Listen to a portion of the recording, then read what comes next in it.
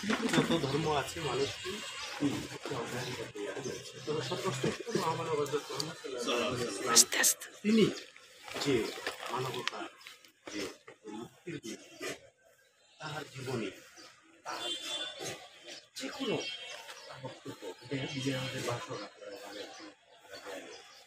এবং কোরআন পবিত্র কোরআনের মাসে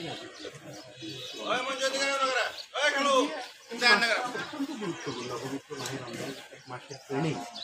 আমরা এই এক মাসের ট্রেনিং আমরা বাকি 11 মাস আমরা এই বাস্তবায়নের মধ্য দিয়ে আমরা দেখতে সমাজে নিন্দা যে একটু আগে শুনলাম বিশ্বাসের কি প্রতারক চক্র এগুলো শয়তান সর্বত্র বিরাজমান। যেরকম ভালো মানুষও বিরাজমান শয়তানও থাকে সেখানে। এই জন্য যারা মন্দ কাজ করে তাদেরকে শয়তান হিসাবে ট্রিট করতে হবে বা খারাপ মানুষ হিসেবে ট্রিট করতে হবে, কিন্তু কোনো ভালো মানুষ সেটা করবে না, অপরাধ করবে না। কোনো আলেম অপরাধ করে কিন্তু শয়তান যদি কোনো আলেমের ব্যাস ধরে অপরাধ করে বলতে হবে যে সেটা শয়তানি করেছে, কোনো আলেম করেনি। এখানে আমাদের অনেক সময় ভুল বুঝাবুঝি হয়। আমার মসজিদে গেলাম, আমার জুতা চুরি হলো, তাহলে তো কোনো মুসল্লি তো আর জুতা চুরি করে না, শয়তান জুতা চুরি করে, তাতে মানুষ মসজিদে না। এই কনসেপ্টগুলো আমাদের আজকে শেকড় যে সমাজ উন্নয়ন সংস্থা যে তাদের স্কুল আমরা উদ্বোধন করতে পারলাম, এই যে শুরু করলো তৃণমূল থেকে আপনাদেরকে নিয়ে, যে প্রত্যেককে স্বাবলম্বী করার জন্য যে তারা যে স্বাক্ষর করবে, নাম স্বাক্ষর অনেকে জানে না, এগুলো শেখাবে। এক সময় এগুলো ছিল তাই না, যে গণশিক্ষা কার্যক্রমের আওতা, বা আমরা যখন ছাত্র জীবনে আমরা আমাদের আশেপাশে যারা মুরব্বী ছিল হয়তো তারা টিপসই দিত, স্বাক্ষর করতে পারতো না, আমরা স্বাক্ষরগুলা শেখাতাম ছাত্ররা, তাই না? তো সুতরাং স্বাক্ষর না করতে পারলেও তাদেরকে অশিক্ষিত বলা যাবে না। আমাদের শিক্ষার কনসেপ্টটা ঠিক নেই, আমাদের শিক্ষা ব্যবস্থা অনেকটা ধ্বংস হয়ে গেছে বলা যাবে, কারণ এখানে নৈতিক শিক্ষা নেই। তো সুতরাং আমি মনে করি যে কোনো মাদ্রাসা শিক্ষার মধ্যে যে নৈতিক শিক্ষাটা আছে কোরআন হাদিসের মধ্যে, তাই না, নৈতিক শিক্ষা ভরপুর, এগুলো আনতে হবে আমাদেরকে।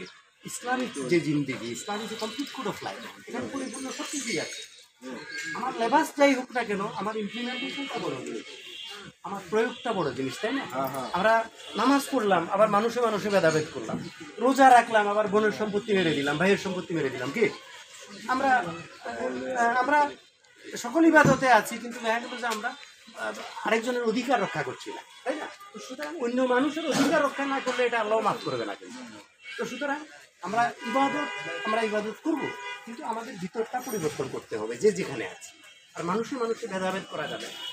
হ্যাঁ, ধনী গরিব দুর্বল সবল এগুলো নয়, আমরা মনে হয় সবাই মিলেমিশে যে যে পেশায় আছে সবাইকে সম্মান দিতে হবে। এটা হচ্ছে আমাদের প্রিয় নবী হযরত মুহাম্মদ সাল্লাল্লাহু আলাইহি ওয়াসাল্লামের শিক্ষা।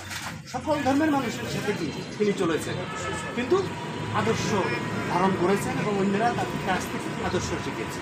আজকে শেকড় সমাজ উন্নয়ন সংস্থার স্কুলের যে কার্যক্রম আমরা সাধুবাদ জানাই।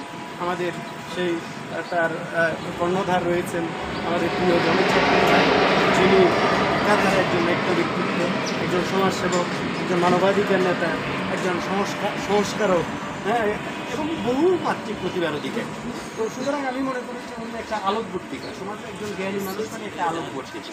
একজন জ্ঞানী হলে সেখানে 100 জন শয়তানও হার মানবে তার কাছে, তাই না? তো সুতরাং একজন আলেম, তাদেরকে আমরা সম্মান করতে হবে।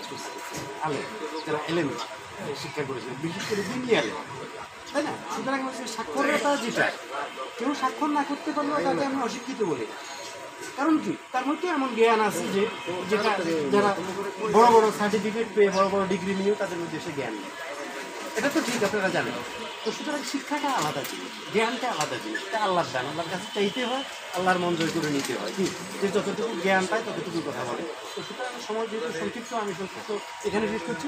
সমাজ উন্নয়ন সংস্থা আবারও আমি উত্তরোত্তর সমৃদ্ধি কামনা করি, এবং সেই সাথে আমাদেরকে এই আয়োজনে সব পেশার মানুষকে এই আয়োজনে সামিল করার জন্য আমরা আপনাদের কাছে কৃতজ্ঞতা জানাই। আসসালামু আলাইকুম ওয়া রাহমাতুল্লাহ। থ্যাংক ইউ সো মাচ প্রিয় বন্ধুরা।